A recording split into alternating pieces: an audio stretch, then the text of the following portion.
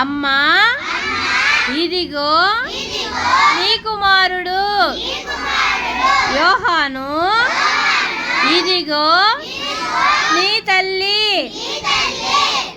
ఏలీ ఏలీ లామా సబక్తాని,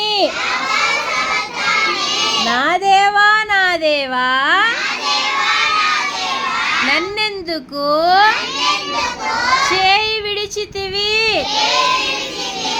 నేను దప్పికొనుచున్నాను, సమాప్తమైనది. తండ్రి నీ చేతికి నా ఆత్మను అప్పగించుకొనుచున్నాను.